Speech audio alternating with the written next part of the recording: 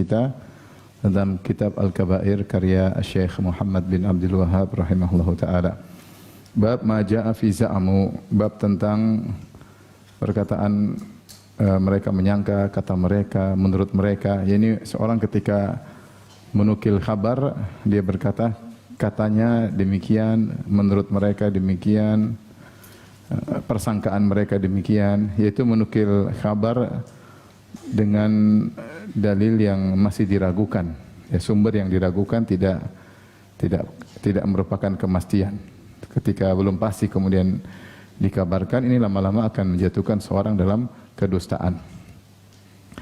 Bab ini maksudnya termasuk di antara dosa besar adalah berdusta, ya, gara-gara menukil kabar dengan sumber yang tidak pasti, ya. Tidak dicek terlebih dahulu, cuma bersandar kepada katanya, dengar-dengar, sepertinya, ya, menurut mereka, seperti itu, bukan suatu yang pasti. Kemudian Syekh Muhammad bin Wahhab membawakan dua ayat terkait dengan hal ini. Wa qaulullahi ta'ala, dan firman Allah Ta'ala, idh talaqawnahu bi alsinatikum wa taquluna bi afwahikum ma laysa lakum bihi ilm wa tahsabunahu hayyinan wa huwa 'indallahi 'azim, dalam surat An-Nur ayat 15. Ayat ini terkait dengan tuduhan haditsatul ifk, tentang peristiwa tuduhan terhadap Aisyah berzina dengan Safwan bin Mu'attal As-Sulami. Yang menyebarkan berita tersebut adalah orang-orang munafik, ya, orang-orang munafik. Kemudian sebagian kaum mukminin menerima berita tersebut mentah-mentah, kemudian ikut menyebarkan. Maka Allah tegur sebagian orang yang ikut-ikutan menukil berita tersebut tanpa cross check dan akhirnya ikut menyebarkan kedustaan. Ya, jadi terkadang dusta itu bisa dengan sengaja, bisa juga dengan tanpa sengaja, karena tanpa mengecek keabsahan atau validasi berita tersebut. Hanya dengar sampaikan, apalagi berita tersebut ternyata terkait dengan harga diri orang lain. Maka ini bisa membuat dia terjerumus dalam dosa besar, meskipun dosanya tidak sengaja. Oleh karenanya ketika Abdullah bin Ubay bin Salul menyebarkan berita bahwasanya Aisyah dan Safwan berzina, yaitu Allah menyebut dalam firman-Nya, innal ladzina ja'u bil ifki usbatun minkum, sungguhnya yang membawa kedustaan adalah sekelompok dari kalian, maksudnya orang munafik. Karena sebagaimana ketahui, Aisyah radhiyallahu anha tertinggal dalam perjalanan ketika Rasulullah SAW pulang dari perang Al-Mustalik, ya. Rasulullah pulang, kemudian Aisyah dipikul di atas onta, sementara yang petugas mengangkat Aisyah di atas keranda mengira Aisyah sudah balik di atas onta, ternyata Aisyah radhiyallahu anha belum balik. Akhirnya mereka pulang, Aisyah ternyata ketinggalan. Ketika beliau ketinggalan, beliau menetap di situ. Akhirnya ada petugas dari Nabi namanya Safwan bin Mu'attal As-Sulami. Safwan bin Mu'attal As-Sulami disebut orangnya kalau sudah tidur susah bangun. Kalau sudah tidur susah bangun. Terkadang dia bangun dengan terik matahari. Bawaannya seperti itu. Maka dia ditugaskan kalau dia terlambat bangun, maka dia mengecek kalau ada barang-barang yang ketinggalan. Jadi sisir bersih dari rombongan. Ternyata dia ngecek-ngecek, ternyata ada Aisyah radhiyallahu anha. Aisyah radhiyallahu anha dalam kondisi wajahnya terbuka, kemudian dia lihat kejauhan, dia kenal Aisyah, maka dia berkata, inna lillahi wa inna ilaihi raji'un, dengan suara yang keras. Aisyah pun terbangun, kata Aisyah, fa khammartu wajhi, saya pun menutup wajahku. Kemudian Safwan bin Mu'attal As-Sulami berikan onta, Aisyah naik ke atas onta, kemudian dia tuntun sampai masuk di kota Madinah di siang bolong tanpa ada kecurigaan sama sekali, karena mereka tidak ada berniat buruk sama sekali. Nah, seandainya kalau mereka berzina, tentu mereka pulangnya pelan-pelan, diam-diam, atau Aisyah dulu, Safwan menyusul. Enggak mungkin orang berzina kemudian sengaja nekat jalan bareng-bareng di siang hari bolong. Namun ini kesempatan bagi Abdullah bin Ubay bin Salul yang kalau tidak bisa mengganggu Nabi secara fisik, maka dia ingin mengganggu Nabi secara mental. Maka akhirnya dia sebarkan dusta bahwasanya Aisyah berzina dengan Safwan bin Mu'attal As-Sulami. Buktinya mereka jalan berduaan. Nah, ketika tersebar berita itu, sebagian kaum muslimin telan mentah-mentah. Ini yang Allah celah. Kata Allah, "Ittalaqawnahu bi alsinatikum." Ketika kalian menerimanya dengan lisan kalian. Di sini dijelaskan oleh Tahir bin Asyur, Asalnya kalau kita mendengar berita dengan lisan atau dengan telinga? Dengan telinga. Kalian mendengar berita dengan telinga. Sebenarnya Allah tidak mengatakan dengan telinga. Allah mengatakan iftalaqawnahu, ketika kalian menerima berita tersebut dengan lisan kalian. Maksudnya kalian terburu-buru, belum dipikir baik-baik, dengar langsung disampaikan. Yaitu semangat untuk menyebarkan berita. Kemudian wa taquluna bi afwahikum ma laisa lakum bil. Kemudian kalian mengucapkan analisa-analisa, ya, yang kalian tidak punya ilmu di atasnya. Ini banyak orang terjerumus. Asal nukil tanpa ngecek, menganalisa tanpa ilmu. Makanya Allah mengatakan wa taquluna bi afwahikum, kalian mengucapkan dengan mulut-mulut kalian ma laisa lakum bil, kalian tidak punya ilmu tentangnya. Wa tahsabunahu hayyinan, kalian menganggap ini perkara sepele. Wa huwa indallahi azim, padahal perkara besar. Kenapa? Terkait dengan harga diri seorang wanita muslimah dan seorang laki muslim. Terlebih lagi wanita muslimah tersebut adalah ummul mukminin, istri Nabi sallallahu alaihi wasallam. Maka perkaranya bukan perkara sepele. Ini kadang seorang menukil berita, dia menyangka perkara sepele, ternyata perkara besar terkait dengan harga diri orang lain. Hingga akhirnya ada 3 sahabat yang terjebak.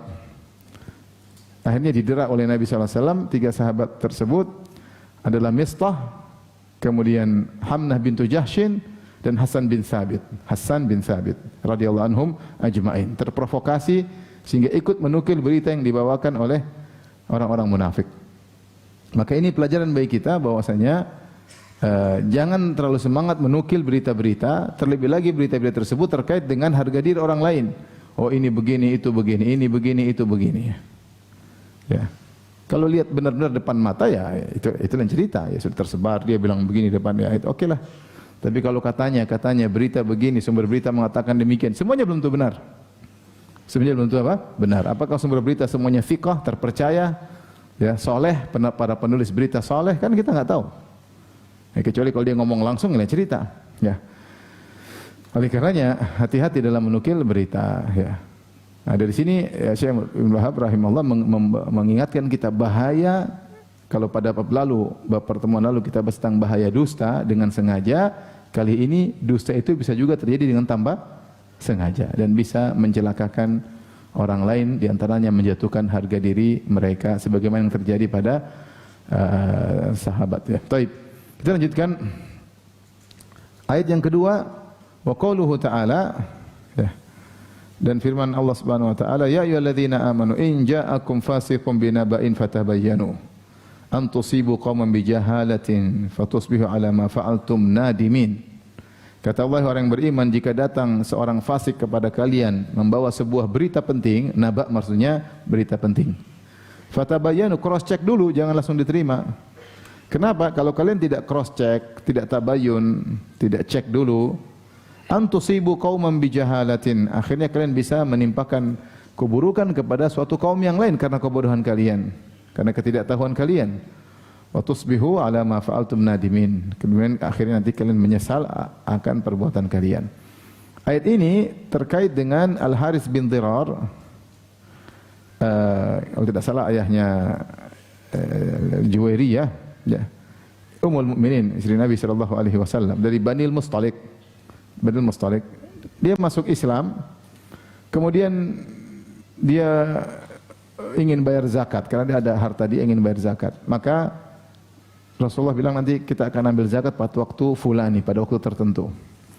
Kemudian dia sudah siap-siapkan untuk bayar zakat.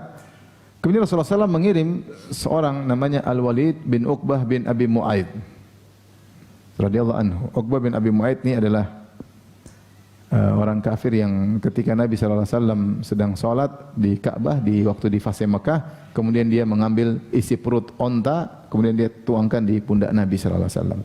Dia punya anak Islam, Muslim, namanya Al-Walid bin Uqbah bin Abi Mu'aid. Maka diutuslah Al-Walid untuk mengambil zakat. Rupanya Al-Harits menunggu-nunggu nggak datang-datang. Ya. Ada yang mengatakan dia ingin menyambut, maka dia keluar rame-rame ingin nyambut pengambil zakat tersebut. Ketika dia keluar rame-rame, Al-Walid takut. Ini jangan-jangan kenapa kok mereka rame-rame? Jangan-jangan mereka tidak mau bayar zakat. Akhirnya dia pun balik, dia lapor kepada Nabi, ya Rasulullah, sungguhnya mereka tidak mau bayar zakat. Mereka tidak mau bayar zakat. Maka Rasulullah SAW pun kalau tidak salah kirim Khalid bin Walid untuk memerangi ya. Ternyata ada laporan, akhirnya Harith datang, mengatakan kami tidak ketemu dengan utusan Anda wahai Rasulullah. Kami ingin bayar zakat, kami ingin menyambutnya. Hampir-hampir terjadi peperangan. Hampir-hampir mereka dituduh murtad kemudian diperangi oleh Khalid bin Walid. Maka turunlah firman Allah Subhanahu wa taala tentang ayat ini, yaitu in ja'akum fasiqun binaba'in fatabayyanu. Kalau datang seorang beri kabar, cek dulu. Cek dulu. Lihat Al-Walid bin Uqbah, dia melihat orang-orang datang dari kejauhan ramai, dia pikir mereka ingin menyerang dia. Dia menganalisa sendiri. Kemudian dia lapor kepada Nabi analisanya, bahwasanya mereka tidak ingin bayar zakat. Itu analisa dia, bukan mendengar langsung. Maka terkadang seorang menyampaikan berita dengan analisa, bukan sumber berita langsung. Dia baca berita, dia menganalisa yang disampaikan analisanya. Harusnya kalau dia mau jujur, dia sampaikan beritanya, apa yang terjadi, analisa urusan belakangan. Namun demikian cara manusia menyampaikan sesuatu ya. Akhirnya kata Allah suruh cek dulu. Seandainya tidak dicek, mungkin terjadi pertumpahan darah. Nah ini mengingatkan pada kita, ketika kita mendengar berita datang pada kita, kalau ayat pertama hati-hati menukil berita, yang kedua hati-hati ketika mendengar berita. Kalau mendengar berita tentang si fulan begini, si fulan begini, si fulan begini, maka dicek dengan baik-baik. Kenapa ada orang yang ketika menukil, dia menukil dengan analisa, ditambah-tambahin, dikurang-kurangin, tidak sebagaimana asli kejadian. Bukankah demikian? Banyak orang dengar si fulan bilang sesuatu tentang si A, dia dengar si fulan, dia analisa. Oh, tadi si fulan bilang kau begini, begini, begini, ditambah-tambahin, dibawakan seakan-akan benci kepada ini. Padahal pembicaraan biasa. Ini bahayanya penukil. Penukil kadang dia menggambarkan, dia gambar-gambarin, tambah-tambahin sehingga seakan-akan cara diksinya itu enggak benar. Di framing seakan-akan orang ini pembenci, orang ini jahat, orang ini hasad. Padahal tidak demikian. Maka kemudian akhirnya ketika disampaikan kabar kepada si A, maka dia pun jengkel, mungkin dia balas, mungkin dia ngambil sikap, akhirnya memberi mudarat kepada si fulan. Maka seharusnya si A cek dulu, karena hukum asal kaum muslimin tidak demikian. Hukum asal kaum muslimin saling mencintai. Maka hati-hati ketika menukil berita dan hati-hati juga mendengar apa? Berita. Karena kalau kita mendengar berita kemudian kita bangun hukum di atas berita tersebut, ternyata berita tersebut belum tentu benar. Dan ini sangat penting ketika zaman-zaman fitnah. Berita mudah disebarkan, berita mudah dianalisa. Zaman-zaman fitnah, zaman-zaman pertumpahan darah, zaman-zaman politik. Hati-hati, hati-hati. Tidak semua berita kita benarkan, tidak semua berita kita sampaikan. Betapa banyak penyesalan yang akhirnya dilakukan. Dulu zaman-zaman fitnah, artinya saya dituduh macam-macam, tuduh ini, tuduh. Saya tahu tidak benar, tapi saya enggak bisa bicara. Itu sekitar mungkin 20 tahun lalu, sekarang tahun berapa? 2024. Saya dihabisi sekitar tahun 2000-an, 2005, 2000 sekian. Kemudian setelah itu belakangan sebagian orang sadar itu tidak benar. Maka mereka datang sama saya minta maaf, ya, minta maaf. Banyak, mereka banyak, bukan sedikit datang minta maaf. Ada yang ustadz, ada yang sebagiannya ustadz, sebagiannya orang awam, sebagian. Minta maaf karena mereka dulu ikut-ikutan menuduh saya dengan tuduhan yang tidak. Setiap yang datang, alhamdulillah saya bilang, enggak usah dipikirin. Tapi yang tidak datang kan nanti di hari kiamat. Bisa jadi saya bilang nanti hari kiamat, saya juga butuh pahala ya. Maksud saya kan, ini kan menjatuhkan harga diri orang lain ya. Maksudnya kita mungkin juga seperti itu, terbawa ada informasi kita ikut-ikutan mencela, ternyata tidak benar.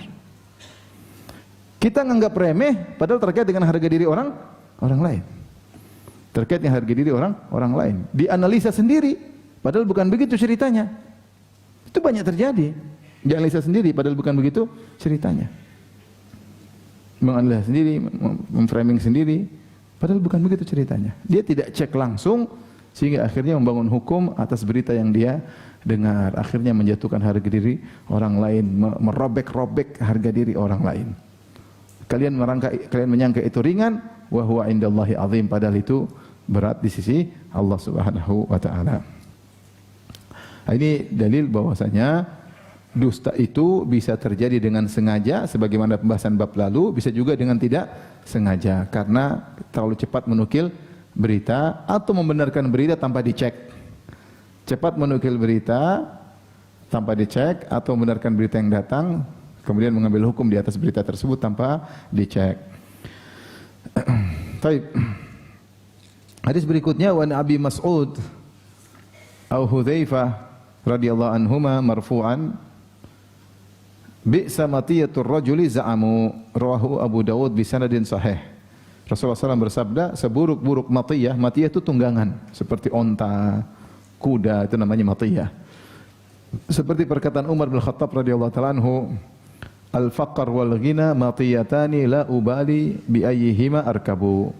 Kekayaan dan kemiskinan adalah dua tunggangan yang harus aku tunggangi. Mau nunggangi kemiskinan atau menunggangi kekayaan, aku tidak peduli, aku tunggangi yang mana. Semua ditakdirkan oleh Allah Subhanahu wa taala. Jadi mati artinya tunggangan. Kata Rasulullah SAW, seburuk-buruk tunggangan seseorang adalah perkataannya za'amu. Mereka persangkaan mereka begini, analisa mereka begini, katanya begini, mungkin begini, yaitu menukil berita yang tidak jelas. Menukil berita yang tidak jelas. Kenapa disebut dengan matiyah, tunggangan? Di sini ada makna disebut oleh para syurahul hadis bahwasanya maksud hadis ini ada seorang dia punya kan apa fungsi tunggangan? Tunggangan itu kita naiki untuk sampai ke tempat tertentu. Kita naik onta menuju ke tempat tertentu, naik onta. Tunggangan kita onta. Atau kita naik kuda dari satu tempat berpindah ke tempat yang lain. Maka kuda itu namanya tunggangan kita. Nah, sekarang ada orang dia punya visi untuk menyampaikan sesuatu, mungkin tujuan buruk atau tujuan tertentu, maka dia tidak menemukan bukti yang valid atau berita yang valid, maka dia sengaja menggunakan za'amu. Yang penting tujuan dia tercapai. Sepertinya mereka begini, kayaknya seperti itu, saya dengar-dengar begini. Dia ingin menggolkan pendapat dia. Untuk menggolkan pendapat dia tersebut, dia jadikan tunggangannya adalah berita-berita yang tidak pasti. Mungkin begini, katanya begini, dengar-dengar begini, sepertinya begini, ya. Saya dengar-dengar begitu sih, begini, enggak jelas semua. Bukan saya melihat, saya mendengar langsung, enggak. Kata mereka begini, katanya sepertinya mereka begini, kata-katanya seperti ini, dugaan mereka seperti ini. Ini repot seperti ini. Semua berita yang dinukil tidak pasti, kemudian ingin menggolkan suatu kesimpulan. Maka hati-hati. Betapa banyak orang yang seperti itu ingin menggolkan suatu kesimpulan bukan berdasarkan data yang valid, tapi dia cari-cari. Dia cari-cari. Ini adalah kebohongan. Inilah nau' minal kadhib, satu jenis kebohongan untuk menggolkan suatu pendapat berdasarkan dengan berita-berita yang tidak pasti. Orang kalau enggak suka sama orang itu begini, saya dengar begini, padahal semuanya enggak pasti. Dengar-dengar dia begini, ada isu begini, semuanya enggak ada yang jelas. Dia enggak bilang, saya lihat dia begini, itu lain cerita. Berarti dalilnya pasti yang kamu lihat. Itu pun harusnya kamu tanya dulu. Ya. Ini enggak, katanya begini, dengar-dengar begini, isu-isunya begini. Kesimpulannya dia begitulah. Bagaimana kau bangun kesimpulan tentang seorang di atas sesuatu yang tidak pasti. Taib, jadi Rasulullah mencela, kata Rasulullah SAW, bi'sa matiyatur rajuli za'amu, seburuk-buruk tunggangan seorang adalah berdalil dengan katanya dan katanya qila wa qala, dan sudah kita jelaskan pada pertemuan sebelumnya di antara yang dibenci oleh Allah wa karihalakum qila wa qala. Allah tidak suka kalian mengatakan katanya, dengar-dengar isu-isunya. Ini semua berhenti. Sejak saat ini sudah berhenti. Ada isu-isu enggak usah dengar. Enggak usah dengar, enggak usah dinukil. Kalau kau mau cek, kalau enggak usah nukil. Jangan menukil. Betapa sering ada isu-isu kita nukil sudah tersebar seantero dunia, ternyata salah. Terjadi enggak seperti itu? Terjadi. Isu. Apalagi kita sengaja sebarkan kedustaan. Aduh, ngeri. Dusta ditutup dengan dusta berikutnya. Ngeri. Ikut-ikutan. Ya, ini kan menyebarkan dusta, bahaya menyebarkan dusta. Baik, hadis berikutnya wali Muslimin an Abi Hurairah radhiyallahu anhu marfu'an. Imam Muslim meriwayatkan dari Abu Hurairah secara marfu', kafa bil mar'i kadziban an yuhadditsa bi kulli ma sami'. Cukuplah seorang dikatakan berdusta jika dia menyampaikan seluruh yang dia dengar. Ini sama bab yang kita bahas. Di antara dusta yang berbahaya adalah dusta tanpa sengaja.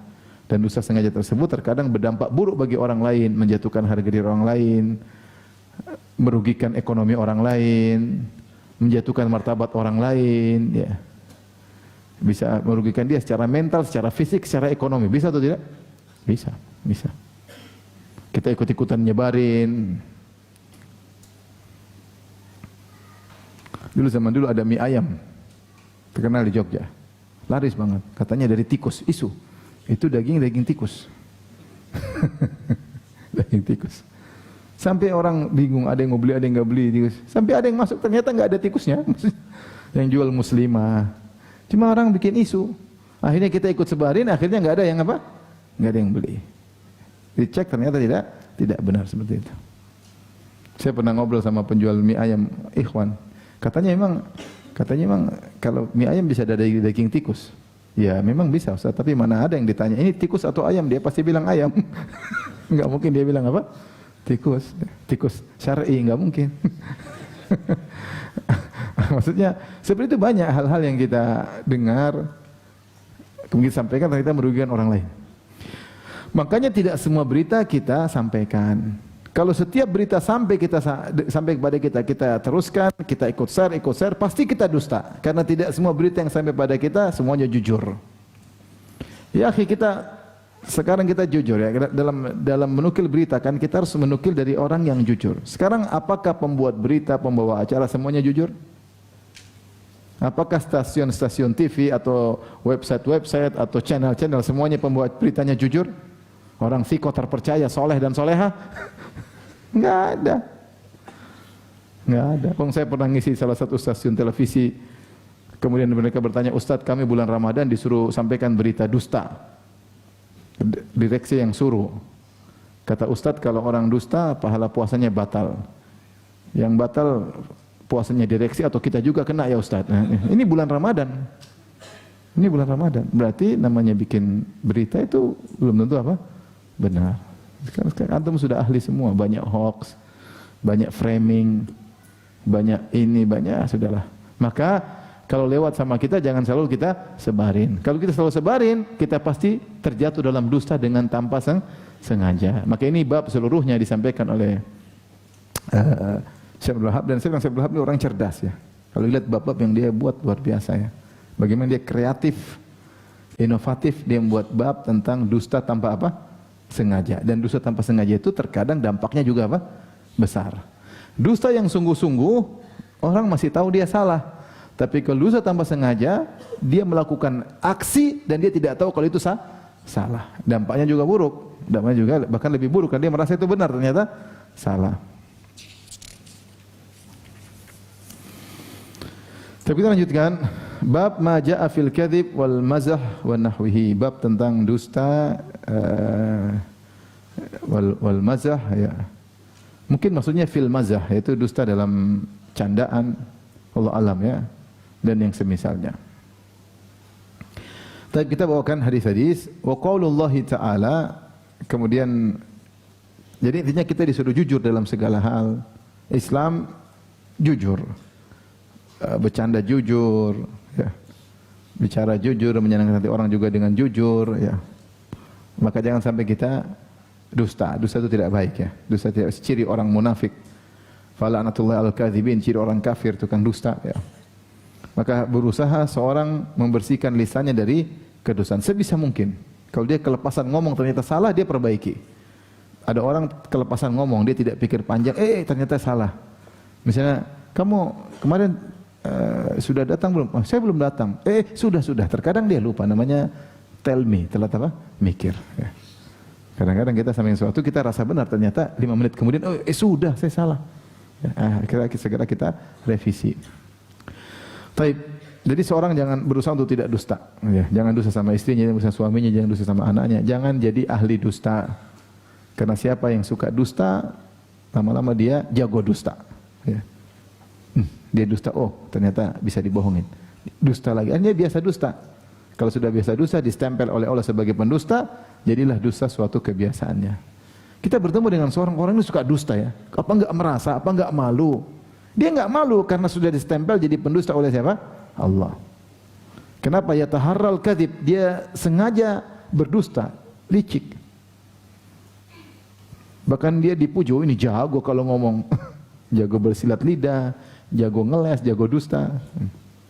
jagoan neon, jagoan masuk neraka ya. Baik.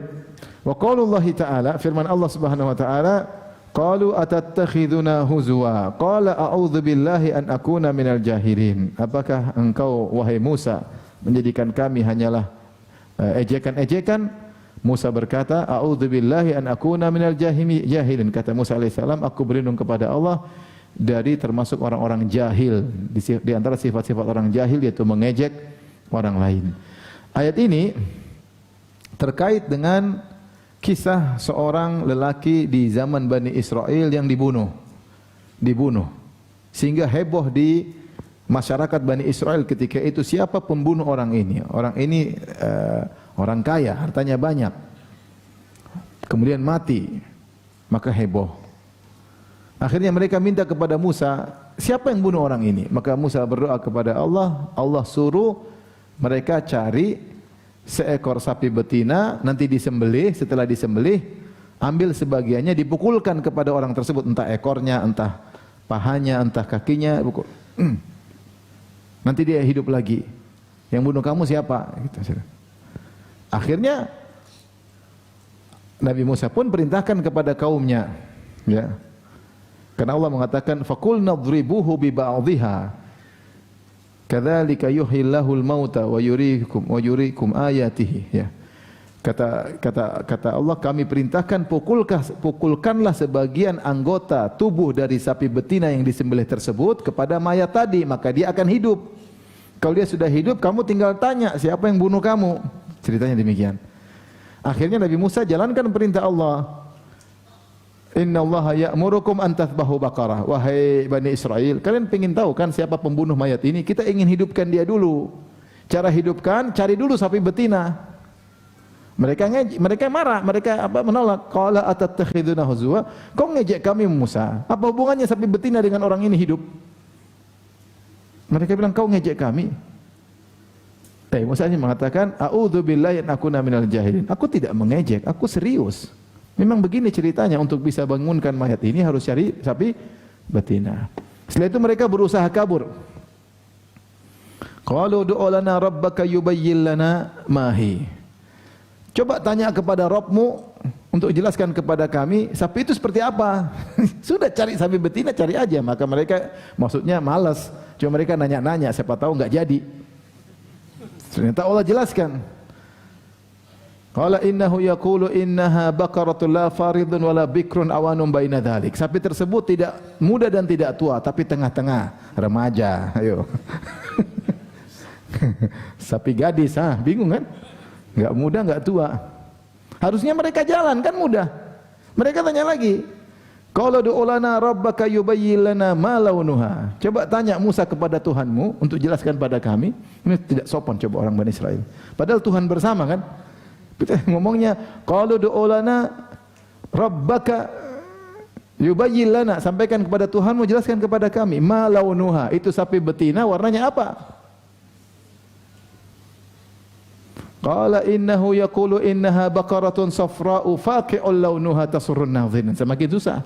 Warnanya kuning tua, mengkilat, menyenangkan orang yang memandangnya. Tambah susah. Mereka bilang, qalu du'a rabbaka yubayyin lana ma hiya innal baqarata tashabaha alaina wa inna insyaallah la muhtadun.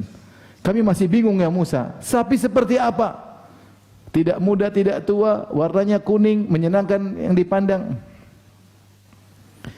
Nabi Musa mengatakan, qala innahu yaqulu innaha baqaratun la dhalulun tuthirul ard wa la taskil harth musallamatul la syata fiha. Semakin susah. Itu sapi enggak pernah ditunggangi, enggak pernah dijadikan bajak. Tambah susah.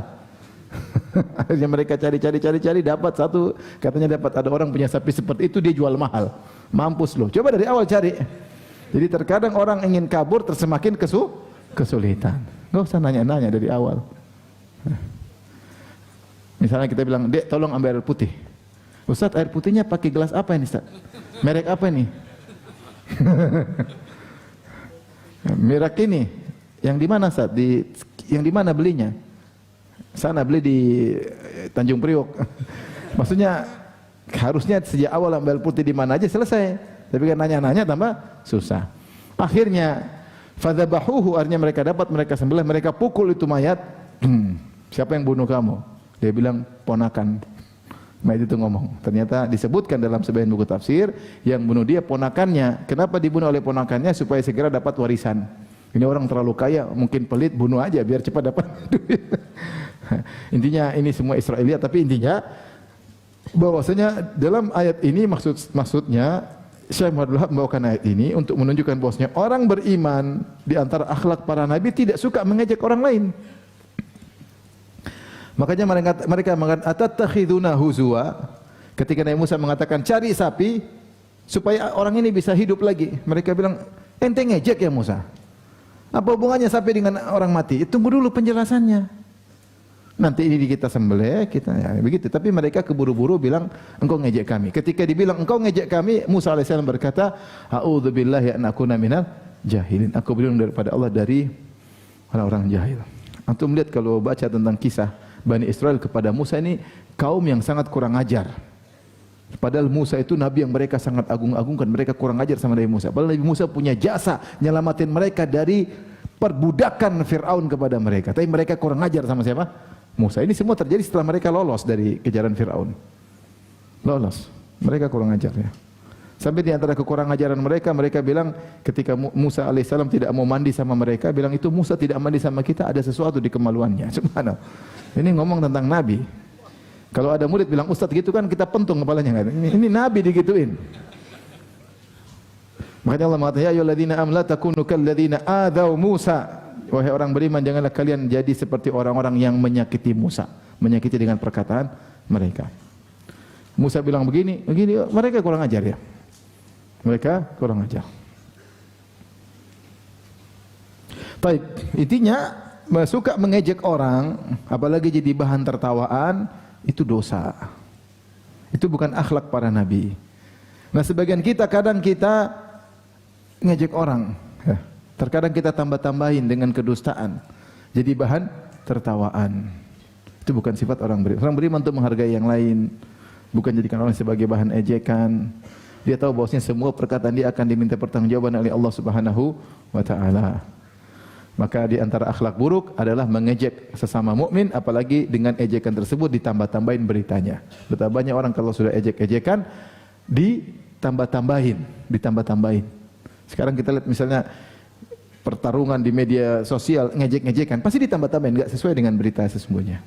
Ditambah-tambahin supaya semakin terhina. Tambah-tambahin supaya semakin apa?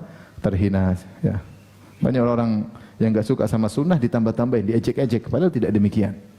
Padahal tidak demikian.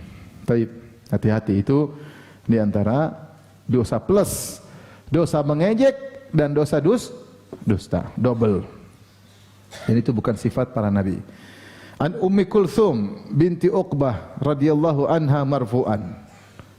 Dari Ummu Kulthum binti Uqbah, beliau meriwayatkan dari Nabi sallallahu alaihi wasallam secara marfu'. Rasulullah SAW bersabda, "Laisal kadzdzabul ladzi yuslihu bainan nas fayaqulu khairan aw yanmi khairan." Akhrajahu. Bukanlah termasuk pendusta orang yang mendamaikan di antara orang yang bersengketa, maka dia mengucapkan kata-kata baik atau dia menukil perkataan yang baik. Ini di antara dusta yang dibolehkan. Dusta yang dibolehkan. Datang dalam hadis nanti setelahnya saya bacakan lagi. Wali muslimin, dalam Sahih Muslim, qalat, kalau tadi Sahih Bukhari, Sahih Muslim, sekarang Sahih Muslim, dia berkata, walam asma'hu yurakhis fi syai'in mimma yaqulun nas illa fi thalath. Dan aku tidak mendengar Nabi memberi keringanan, memberi rukhsah untuk dusta kecuali pada 3 perkara. Fil harbi, ketika perang, wal islahi bainan nas, dan dalam rangka mendamaikan orang yang bersengketa, wa hadithur rajuli imra'atahu wa hadithul mar'ati zaujaha. Seorang suami ngobrol sama istrinya dan istri ngobrol sama suaminya untuk dusta, tapi dalam rangka untuk menumbuhkan cinta kasih. Di sini dijelaskan dusta ada 3 yang diperbolehkan. Hukum asal dusta semuanya apa? Haram. Kecuali 3. Yang satu untuk mendamaikan, yang kedua dalam peperangan, yang ketiga pembicaraan suami istri. Yang pertama adalah dalam peperangan. Boleh seorang jadi hadis ini kalau bisa tauriah itu perkataan yang hak tetapi disalahpahami oleh pendengar. Kalau bisa seperti itu lebih baik, jangan kita dusta murni. Disampaikan oleh Umar bin Khattab radhiyallahu taala anhu ya bahwasanya fil ma'arid ma yakfi al-muslim al-kadhib ya. Pada tauriyah yaitu kata-kata yang benar tapi disalahpahami bisa menyelamatkan seorang dari dusta. Demikian juga perkataan sebagian salaf, inna fil ma'arid lamanduhatan anil kadhib. Sungguhnya dengan tauriyah ada solusi supaya tidak terjerumus dalam dusta. Maksudnya tauriyah seperti ketika Nabi SAW berjalan dengan Abu Bakar ketika sedang berhijrah, kemudian ada orang yang mengenal Abu Bakar karena Abu Bakar suka berdagang ke sana kemari. Terus mereka tanya, siapa yang bersama engkau wahai Abu Bakar? Abu Bakar mengatakan, hada hadin ila tariq, ini penunjuk jalan. Yang bertanya memahami, Rasulullah adalah penunjuk jalan. Padahal Rasulullah juga enggak tahu jalan. Yang dimaksud penunjuk jalan menuju surga. Yang dimaksud Abu Bakar penunjuk jalan menuju apa? Surga. Ya. Maka ini tidak mengapa, ini namanya tauriyah. Ucapan yang benar tapi disalah pahami. Ya. Tapi disalah pahami. Seperti Rasulullah SAW pernah datang bersama Abu Bakar kalau tidak salah tanya kepada seorang ketika peperangan. Dia tanya, siapa engkau? Siapa yang kutemui? Dia cerita. Tapi dia bilang kalau saya mau kasih tahu, kalian harus kasih tahu kalian dari mana. Kata Nabi, iya kami akan kasih tahu. Setelah sampaikan kabar, mereka bilang, engkau dari mana? Kata Nabi, nahnu min ma, kami dari air. Dari air maksudnya sumber air mana atau dari air mani? Pokoknya kami dari air. Ini perkataan tidak salah dan tidak dusta, tapi mungkin disalahpahami oleh orang yang mendengar. Itu namanya tauriyah. Rasulullah SAW kalau perang selalu beliau tauriyah. Ya. Kecuali dalam perang Tabuk ya. Lam yakun Rasulullah SAW yuridu ghazwatan illa warra bi ghairiha. Rasulullah SAW kalau perang dia ingin perang ke utara, dia kadang belok ke selatan dulu, ke timur dulu sehingga orang kira dia mau nyerang timur, padahal dia nanti belok ke utara. Kalau dia mau nyerang selatan, terkadang dia ke utara dulu, ternyata dia belok ke selatan. Ini namanya tauriyah. Tidak dusta, Rasulullah tidak dusta, ya pingin jalan dulu, tinggal nanti belok belakangan. Kecuali perang Tabuk, Rasulullah SAW terang-terangan kita mau ke Tabuk. Kenapa? Karena perjalanan jauh 750 kilo agar orang bersiap-siap. Orang-orang bersiap-siap karena perjalanan jauh dan musuh berat, mungkin ratusan ribu orang. Maka Rasulullah terang-terangan. Maka selama bisa tauriyah, tapi kalau tidak bisa tauriyah, harus dusta, tidak jadi masalah. Untuk tiga perkara ini. Misalnya seorang dia mau perang, dia menunjukkan seakan-akan dia kuat, ternyata dia tidak kuat. Atau dia menunjukkan dia lemah, ternyata dia kuat. Atau dia menunjukkan seakan-akan ada bantuan, ternyata tidak ada bantuan. Seperti dilakukan Khalid bin Walid ketika perang Mu'tah. Khalid bin Walid cuma 3.000 lawan 200.000. Akhirnya bagaimana? Susah. Akhirnya Khalid bin Walid ganti petugas. Yang kanan ke kiri, yang kiri ke kanan, yang belakang ke depan ke belakang. Sehingga besoknya mereka lihat wajah-wajah baru, sementara musuh posnya begitu-begitu saja. Loh, ini pasukan baru nih. Ternyata bukan pasukan baru, orangnya sama, cuma ganti tempat. Kemudian di belakang kuda-kuda bergerak sehingga seakan-akan ada pasukan berkuda datang, ternyata cuma muter-muter bikin debu. Oh, ini ada bantuan. Akhirnya mereka mau menyerang, mereka takut. Akhirnya Khalid mundur pelan-pelan. Pelan-pelan, kemudian balik ke Madinah. Mereka enggak berani kejar karena mereka takut masuk di padang pasir, dan padang pasir mereka bukan pandai berperang di padang pasir. Yang pandai berperang di padang pasir orang Arab. Ini ketika perang Mu'tah lawan apa? Romawi. Di antaranya Khalid bin Walid melakukan demikian, ganti-ganti orang. Ini boleh atau tidak? Boleh. Ya, dibohongin. Oleh karenanya dalam peperangan boleh tauriyah, yaitu benar tapi disalahpahami, atau boleh benar-benar bohong, tidak jadi masalah. Dusta yang kedua adalah dalam rangka untuk mendamaikan orang bersengketa. Tadi, laisal kadzdzab, bukanlah pendusta orang yang mendamaikan di antara manusia. Dia mengucapkan kata yang baik atau mengisyaratkan yang baik. Tidak jadi masalah seorang apa? Berdusta. Ya.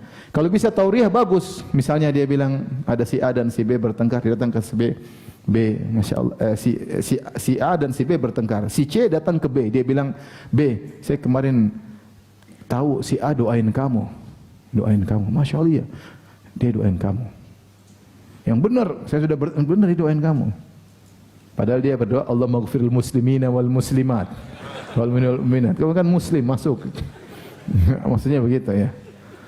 Atau dalam salat assalamu alayka ayuhan nabi wa ala ibadillahi salihin, keselamatan kepada, dia kirim salam padamu padahal enggak ada salam dalam tahiyat. Salamu alayka wa assalamu alayna wa ala ibadillahi salihin. Salam kepada semua hamba-hamba Allah. Dia kirim salam padahal tidak ada kirim salam. Namanya tauriyah. Namanya apa? Tauriyah. Apakah boleh dusta? Benar boleh. Boleh. Si A si B bertengkar, kemudian dia dusta, dia bikin cerita padahal tidak ada.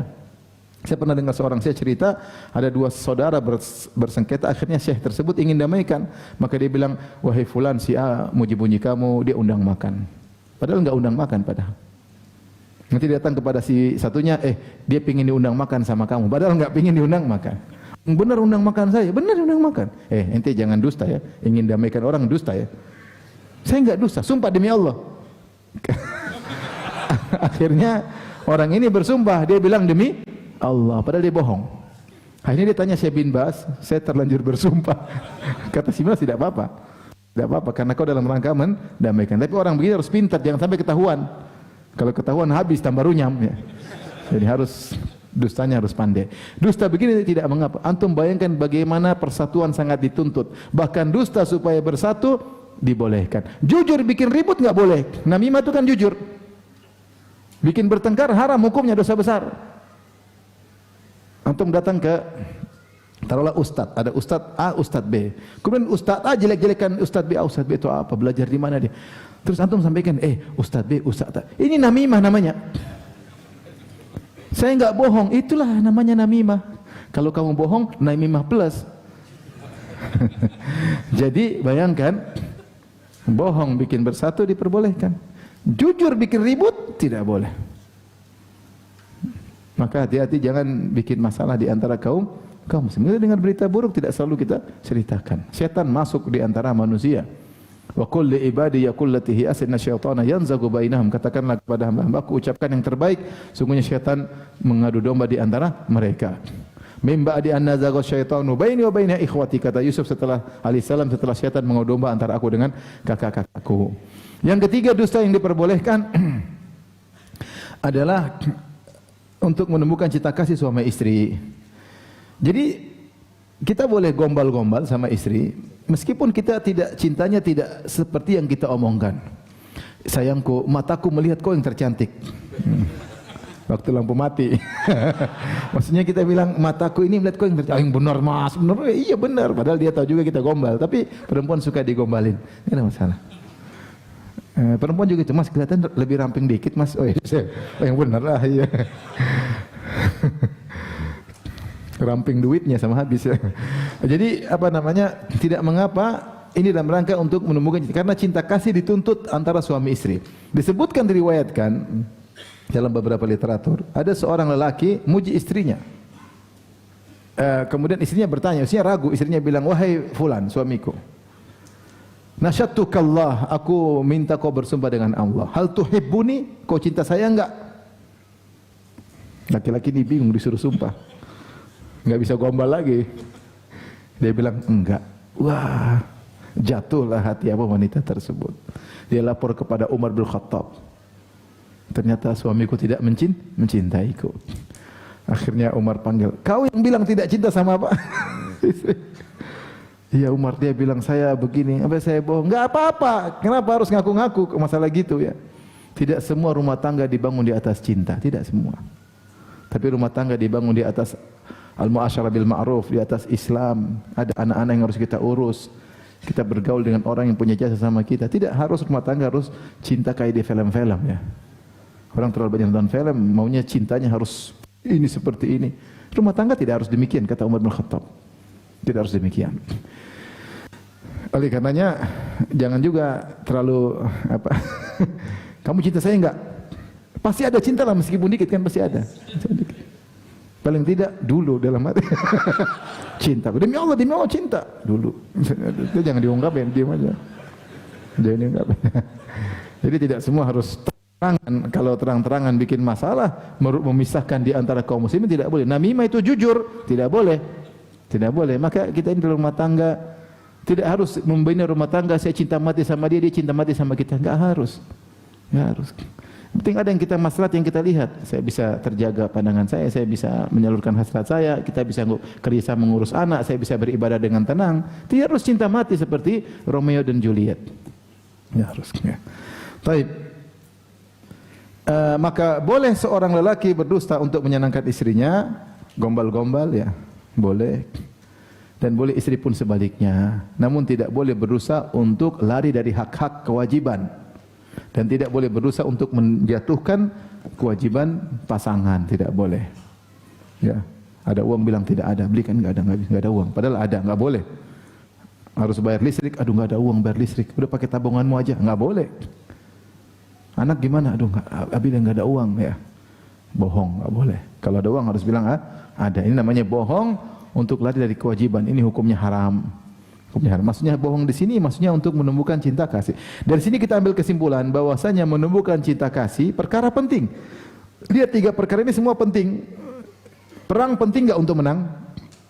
Penting. Makanya dusta boleh. Mendamaikan kaum muslimin yang bersengketa penting atau tidak? Penting. Makanya dusta boleh. Cinta kasih suami istri penting enggak? Penting. Makanya kalau bicara dijaga. Gombal-gombal dikit boleh. Istri antum pasti tahu kamu antum tukang gombal, tapi tidak apa-apa, tenang aja. Kamu masya Allah kelihatan manis hari ini, orang benar mas, iya beneran, benar. Kok bisa gitu? Tadi saya baru minum madu lebih manis gitu kan.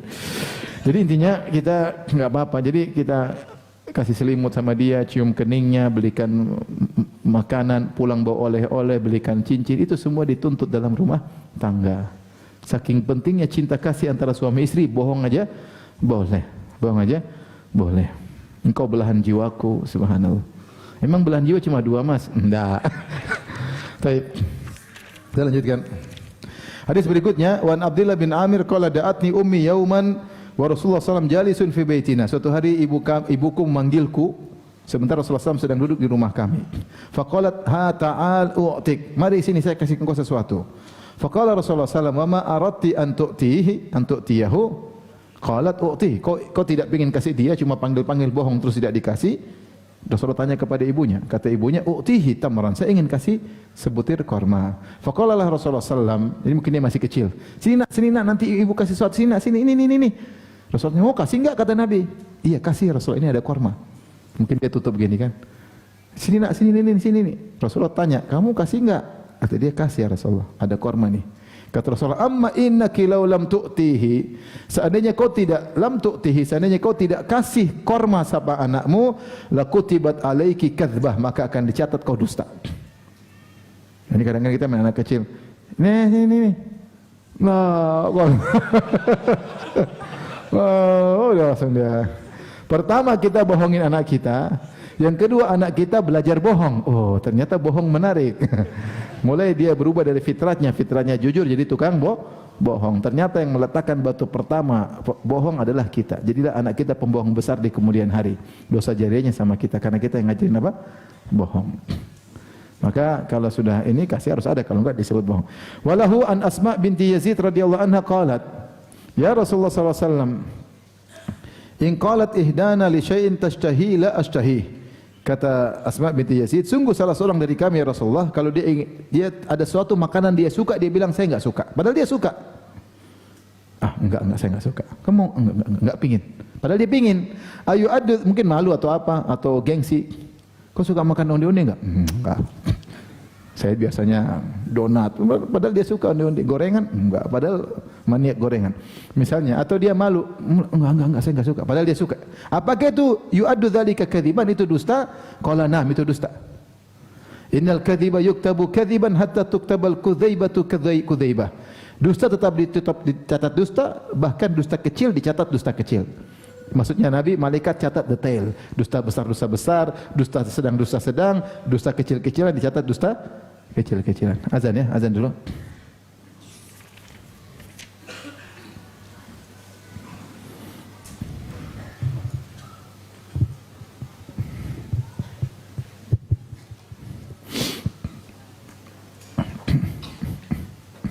Allahu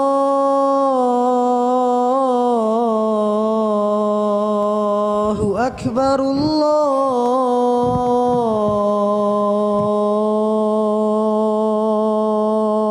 أكبر